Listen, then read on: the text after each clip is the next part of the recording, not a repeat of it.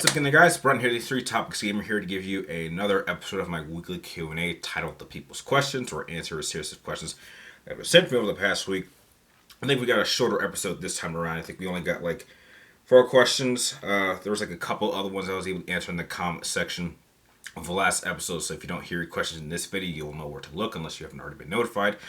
So like always, if you do happen to enjoy this episode by the end, please do not forget to like, share, and subscribe. Keep track of me on my future episodes of People's Questions I'll be uploading throughout the year. So starting off with the first question, coming from Zach Tarf. He wanted to know, what do I think of the rumors that the PlayStation 5 and 4 will have backwards compatibility with the PlayStation 3, 2, and 1? If that happens, that is going to be a major win for Sony. Because as amazing as the PlayStation 4 was, and trust me, it's still an amazing system. I still play on it. Heck, I still play on my PlayStation 3. The biggest flaw that system had was that it wasn't backwards compatible in any sense, which up to that point had never happened. The PlayStation 2 was compatible with PlayStation 1 games. The first set of PlayStation 3s was compatible with PlayStation 2, and then that converted to PlayStation 1 games. And then the PlayStation 5 is definitely compatible with PlayStation 4 games. But the PlayStation 4 was never compatible with anything other than PlayStation 4 games. So if they were to come out with some sort of way to allow the PlayStation 5 or even PlayStation 4 to actually be able to play PlayStation 3, 2, and 1 games, that's going to be a major win. I still have all my PlayStation 3 games and 2 games over there, as well as PlayStation 1 games, and I would love to be able to pop them in my PlayStation 4 or PlayStation 5 and play them and stream them. So heck, if they find a way to pull that off, that is going to be a major win for Sony. Next question comes from the Batman of Neo Gotham. You want to know, when do I think the PlayStation 5 will be audited enough in stores for gamers that they don't have one themselves? I'd say by year 3. We're currently in year 2, so I think that more people will get their hands on PlayStation 5s, but I definitely think that by year 3, there won't be so much of a drought. I think that PlayStation 5 will be pretty accessible to the point where, you should be able to walk into a store and be able to buy one. Definitely by year 3, in my opinion. Next question comes from the one of 2 new people. So, like, 2 people were regulars and 2 people were new people. But this one comes from Black Shadow Knight. Nice name. And you want to know, of all the villains of any video game, movie, show, etc., to try to prove a point behind why they're doing, who is my favorite, and what was their point? Who's a villain? Very much a villain that had a purpose that I understood. I don't know, maybe Albert Wesker. I mean, he wanted to wipe out he thought there was a serious population issue, and I'm not saying I agree with him, but, I can understand that. There definitely is a population issue. When there's too many people and the population is too big, you start running out of resources, and everyone suffers. If you reduce the population by a good margin, and sorry, still got a cough. I don't know. I mean, I'm not for it. I'm just saying I understand where they're coming from, and it may have some points that I agree in their sense, but not in the actual real world itself. So I don't know. That's just the one that just kind of top. That's the one that just pops off the top of my head.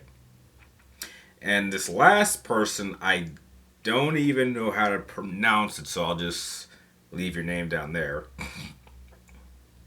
And you want to know, why won't I watch No Way Home and MCU in general? Okay, one, I don't want to watch it because Tom Holland is Spider-Boy. I've been saying that for the past 3 years. I openly do not like Tom Holland's performance as Spider-Boy. I've never liked it. I don't like it now. I didn't like it a year ago. I didn't like it when it was revealed in Civil War, which I only saw that film once because of him. I'm just not a fan of it. Now, trust me, I know there's a lot of people that like Tom Holland's performance as Spider-Boy, and that's fine. I know that there's some 10-year-old kid out there that saw Tom Holland's Spider-Boy and thinks it's the greatest thing he's ever seen. He basically is me when I saw Tobey Maguire's performance of Spider-Man when I was 11, when that film came out. And that's perfectly fine. That's his Spider-Boy.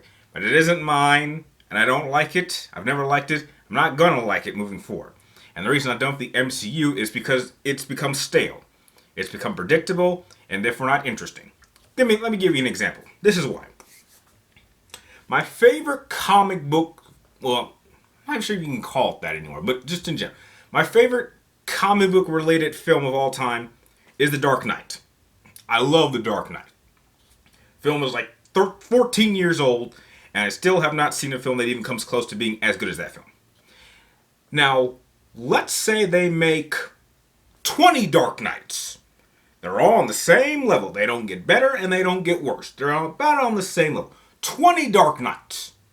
They have the same tone. They do the same type of thing. It's more or less the same type of film. It's kind of rinse and repeat. To the point where once you've seen it, you don't want to watch it again. Well, that was me at about Age of Ultron. And from that point on, I only saw them once, and then I didn't want to see them again. And then after about a week or two, I typically forgot what happened. So really, every single MCU film, outside of maybe 3, I think are any good. Or great films, in my opinion, to the point where I've seen them multiple times. Only 3. At this point in the MCU, I'm just not interested. The last MCU film I saw was Infinity War.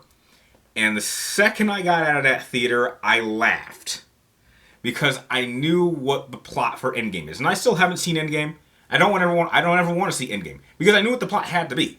They were going to pull, like, I told my friends, it's like, I'm not going to go see Endgame. But if I had to guess, and I'm probably right, they're going to pull some sort of time travel thing, cause all kinds of time paradoxes, which they're going to conveniently fix by the end.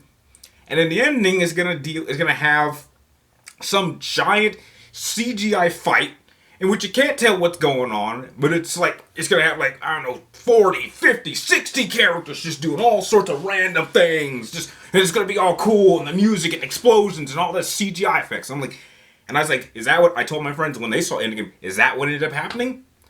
Time travel, bunch of paradoxes they fix at the end, and a giant CGI fight at the end? Was that the movie? It's like, yeah, Ryan, that pretty much was film. Well, I told you that. I know what these films are going to do before they do them.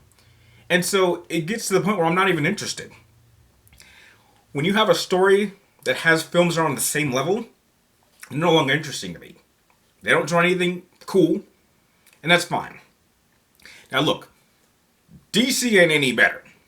And DC's in probably an even worse spot for me. I mean, as it stands right now, I'm completely against what they plan on doing with The Flash, which they're going to get rid of Batfleck and Henry Cavill Superman and replace them with women, and so the Justice League is going to be led by a trinity of women. It's going to be pretty much what they're calling it, the DCEU, which I'm not interested in. I have no plans on seeing Black Adam. I have no plans on seeing The Flash. Don't ever want to watch these films. And the only DC-related film I'm interested in is The Batman, what comes out in March, which is a film that I've needed for at least 5 years. Why? Because it is its own thing and is not attached to some giant cinematic universe, to the point where it gets so confusing that I don't even know what's going on anymore. I want just a single, focused film that focuses on itself and just tries to be the best film it can be without trying to expand to a giant cinematic universe. I'm sick of cinematic universes. I'm not interested in them anymore. So, in a nutshell, that is why I'm done with No Way Home and the MCU in general. I'm just tired of it.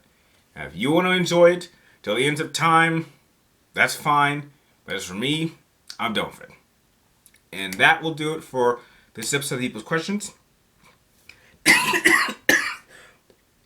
If you have any more questions you'd like me to answer in next week's episode, be sure to type them in the comments down below.